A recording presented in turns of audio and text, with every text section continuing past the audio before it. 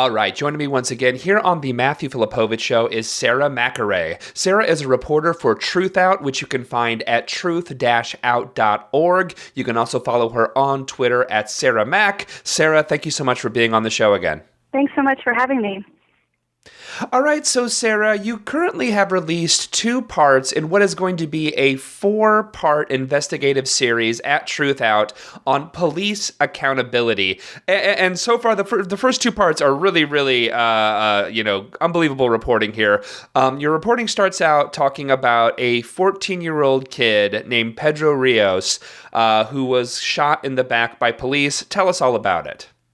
Yeah, well, first of all, thanks so much for the compliment. I put a lot of, backbone into the reporting and into the writing because I really wanted to do my best to do Pedro's story justice, and what little of his story I should point out.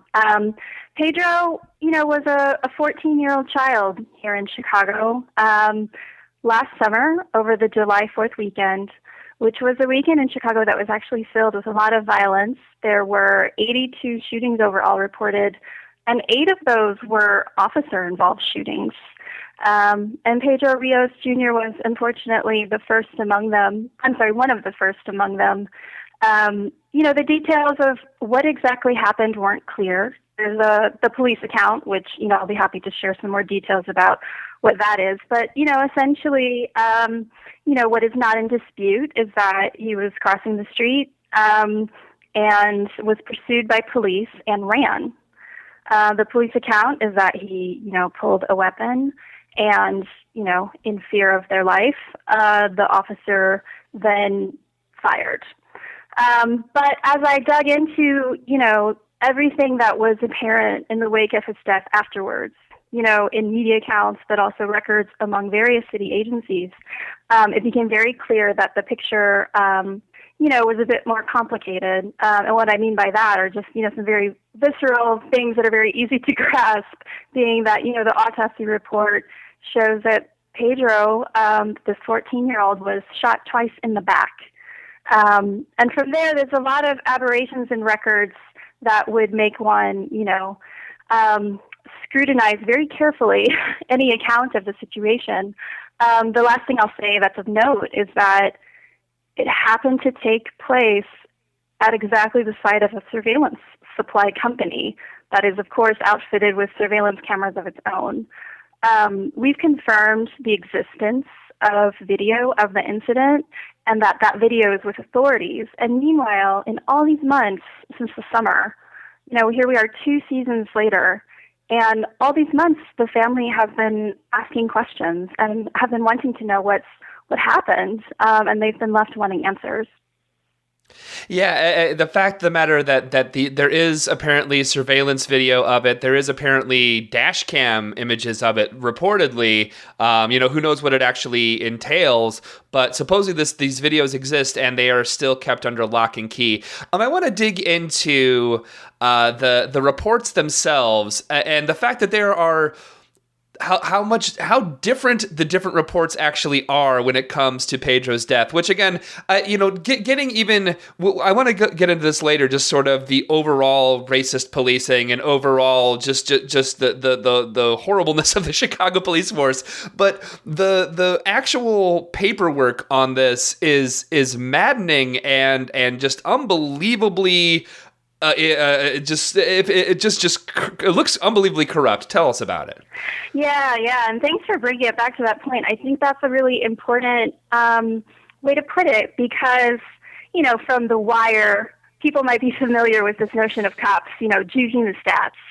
Right. And that is nonfiction, and here we are talking about, that is fiction, and here we are talking about very real nonfiction matters, of huge, with huge gravity.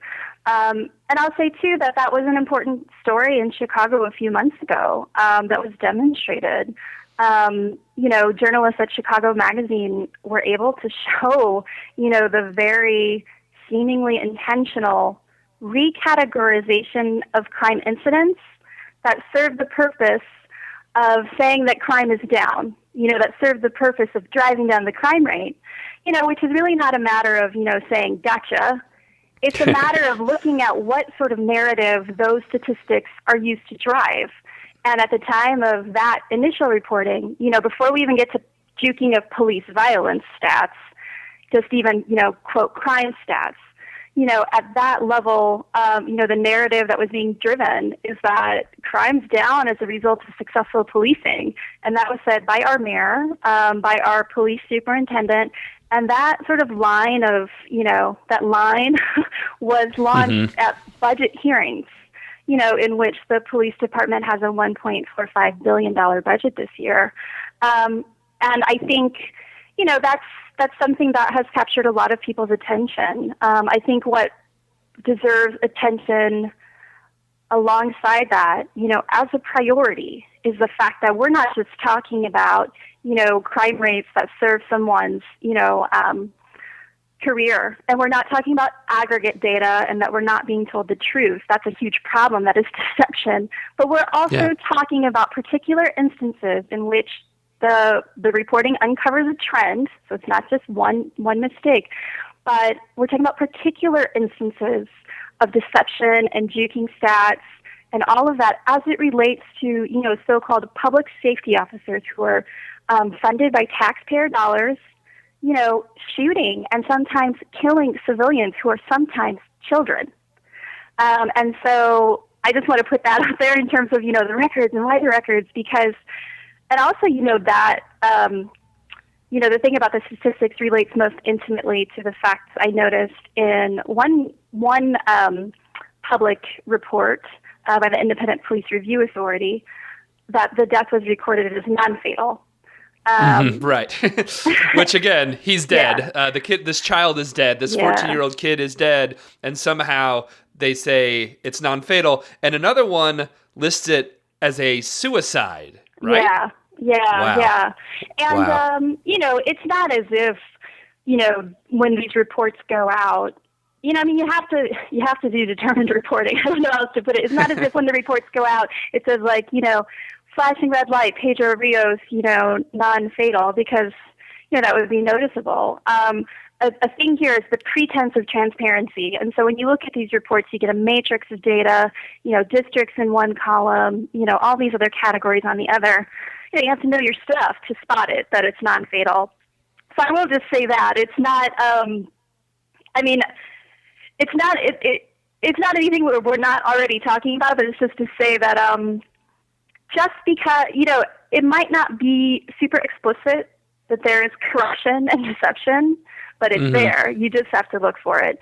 And to speak to your other point, one thing I didn't include in the report out of respect to, a minor, but, that finding in the autopsy report where the autopsy report cites Pedro's manner of death as homicide, and his death record, which is certified by the same medical examiner's office, cites his manner of death as suicide.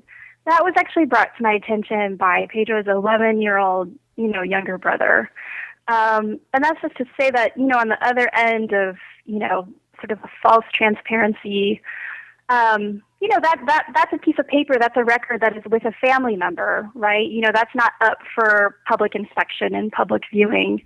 And then, the Cook County Medical Examiner's Office, by way of a spokesperson, they let me know, oh, well, yes, there was a mistake in our database. However, our copy of the death certificate is correct.